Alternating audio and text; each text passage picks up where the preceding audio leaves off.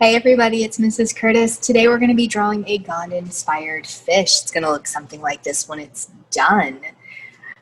We're going to need today for your lesson a pencil and an eraser, and then if you have it, a black Sharpie. If you don't have a black Sharpie, you can just use a black regular marker, or you can use a black crayon. That will work too, but you want something that will make a nice dark line. So let's get started. I'm going to go ahead and put this one over here. Our first step for drawing our Gond fish is we're going to start with the head, and we want to make sure that we do the head towards the bottom of our paper so we have room to make his fin. So I'm just going to start towards the bottom here and on the left, and I'm going to make a big circle like this, just like that. The next part that I'm going to make is his body. So I'm going to start at the top of his head, and I'm going to make a big curved line that goes away from his head first and then curves back around towards his head like that. Kind of looks like a fish hook.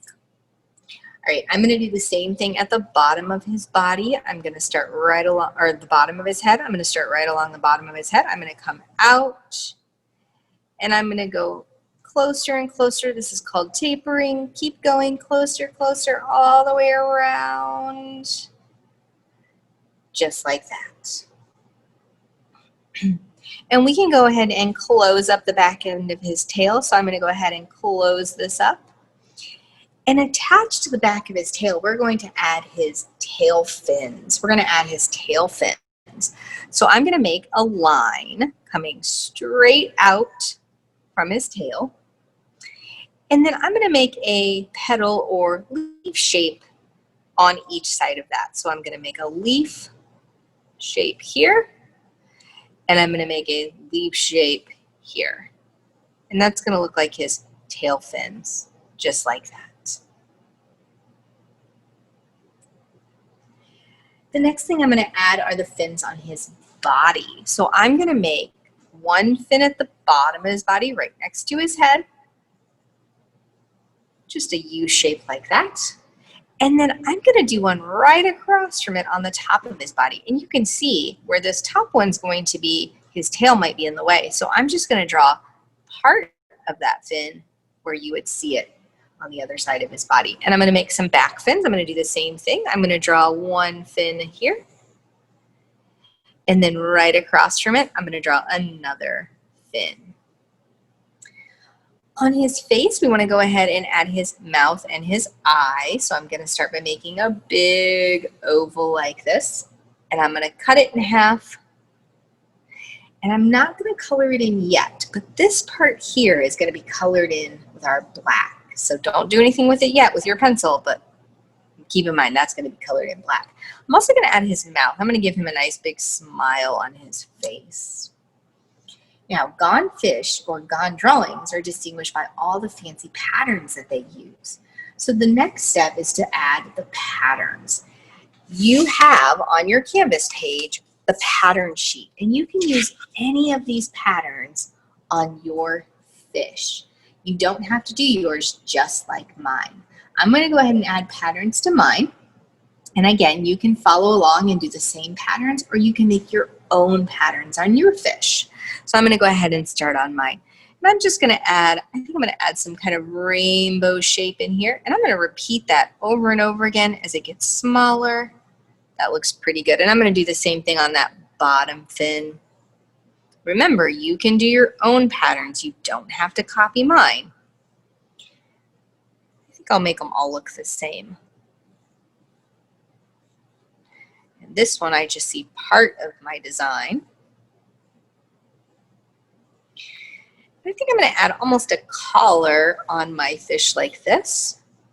And I think for this space right here, I am going to add some zigzag lines.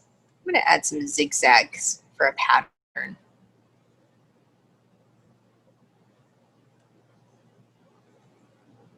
Just like that.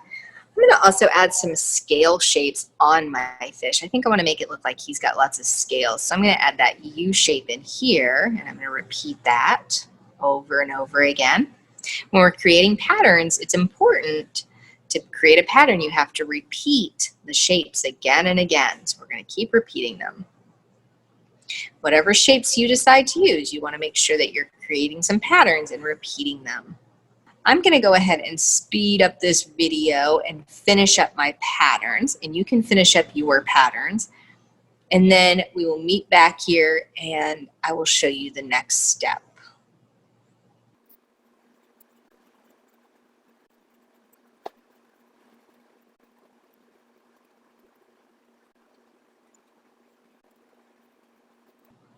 All right, friends, now that I have all of my patterns done, I'm ready to go to the next step. And the next step is going to be to outline my fish and all of his patterns with your either black Sharpie or black marker or even your black crayon, something really dark so that your patterns and your lines stand out once we start coloring. So I'm going to go ahead and take my Sharpie and I'm going to very carefully start to outline. Now, if you're working in your sketchbook, some of you know that the Sharpie will bleed through the pages. So if you're working in your sketchbook, I would suggest taking a scrap of paper, any scrap of paper that you have, and putting it underneath your drawing before you start. That way, it doesn't bleed through to your blank pages or your extra pages in your book. So you can just stick a scrap piece of paper in there while you're working with your Sharpie.